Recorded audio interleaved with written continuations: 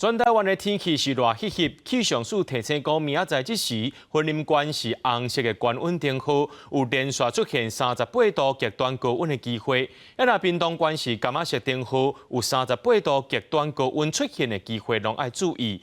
也讲到这礼拜拢是过到了后，较到落雷光雨的天气形态。到拜三、拜四，因为这太平洋高压转强，雨水会变较少寡。不过拜五呢，这雨水又搁再变高了。最近过道定在落大雨，气象署表示是因为对流云系发展正旺爽地，前后拜二会偏南风，台湾各地头天气不稳定，尤其山区过道向雷阵雨的几率真高。到拜三、拜四，因为太平洋高压转强，雨水会减少快，不过拜五开始雨水会变愈高。周三以及周四风向逐渐会慢慢的，就是太平洋高压的势力逐渐的会向西伸展，所以届时呢，午后雷阵雨发生的区域会稍微减小一些。不过呢，中部以北地区，还是可能会有午后雷阵雨的情形。那接下来到了29号、30号、31号，风向逐渐转成西南风，所以水汽又略微的增多。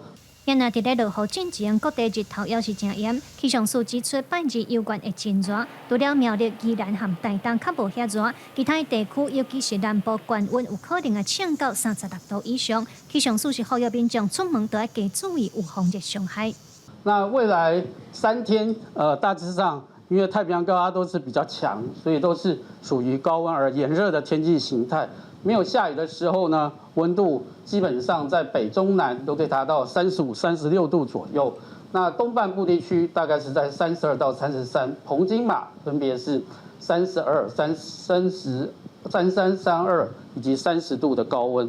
气象署嘛解释讲，最近天气的这热，主要是因为日头辐射强所造成的。另外，针对风派的部分，气象署表示，目前热带海面主要也是太平洋高压，所以热带性低气压发生的几率就较低。日头赤炎炎这款天气的形态，有关会维持1礼拜左右。